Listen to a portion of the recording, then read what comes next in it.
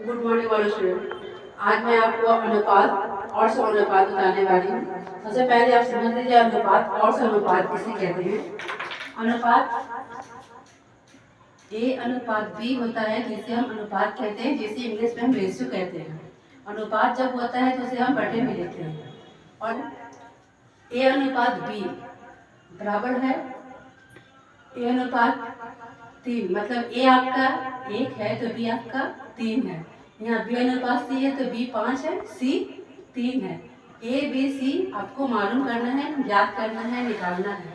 तो सबसे पहले हम यहाँ पे देखते हैं, जब दो तरीके से 3 तरीके से रेशियो निकाला जाता है, लेकिन जो तरीका हम आपको बताने वाले हैं वो बहुत ईजी लेवल का है।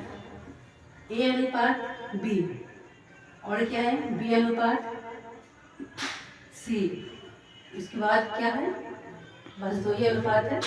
तो ए अनुपात बी अनुपात सी इस तरह से निकालते हैं। ये आपका फॉर्मूला होता है, इसी पे हमको सेट करना है। ए अनुपात बी है तो ए क्या है आपका 1 है अनुपात 3। बी अनुपात सी है तो 5 और 3 मतलब 5 और 3 है, तो यहाँ पे 5 अनुपात 3 लिखेंगे।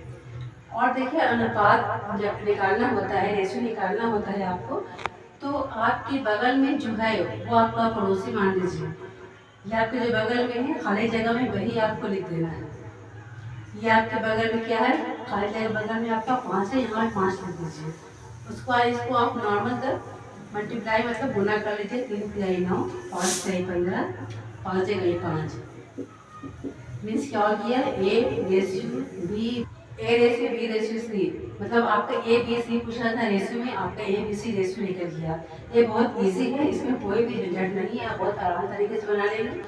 देखिए चाहे जितना भी रेशियो दे दे आपको कोई प्रॉब्लम नहीं होगी। वहाँ हमने ए रेशियो बी लिखा था, अनुपात मीन्स कहते हैं इसको, बी अनुपात सी। यहाँ पे 3 तक जाएगा तो यहाँ पे देखिए ए अनुपात बी अनुपात सी और क्या है सी अनुपात डी। सी के सामने हमको सी लिखना है और डी लिखना है। देखिए यहाँ पे भी आप देखा होगा कि हमने बी के सामने बी लिखा था, वैसा ही यहाँ पे बी के सामने बी, सी के सामने सी लिखना है। बस इसी पैटर्न पे आपको इनपुट कर देना है। ए अनुपात बी आपका मेरा क्या है 2 अनुपात 3 है। बी अनुपात सी क्या है, बी आपका कितना होगी 4 अनुपात सी आपका 5 है। सी अनुपात डी है मीन्स 2 अनुपात आपका 1 है। मैंने आपको बता दिया था कि जो आपके बगल में है वही खाली जगह उठाएगा। इसके खाली जगह बगल में क्या है 3 है तो यहाँ पे 3 लिखिएगा। आपका 4 रेशियो आना चाहिए, क्योंकि आपको निकालना है क्या ए बी सी डी, तो 4 रेशियो आना चाहिए। तो यहाँ 3 लिखा तो यहाँ इसके बगल में 3 है तो ये भी 3 लिखा है। यहाँ पे 4 है तो यहाँ भी आप 4 लिख दीजिए। यहाँ 5 है तो यहाँ भी आप 5 लिख दीजिए। जो बगल में है उसको आँख बंद करके लिख दीजिए। उसके बाद मल्टीप्लाई को 4 के 8, 8 में 16 मीन्स क्या हो गया है A ratio B ratio C ratio D. ये आपका नॉर्मली आंसर आ गया है, कोई दिक्कत नहीं आपको आना चाहिए।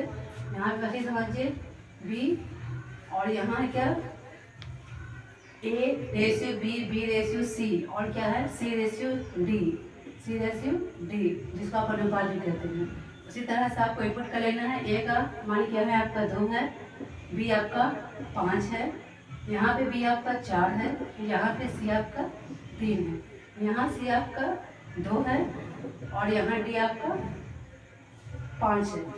जो खाली जगह है जी,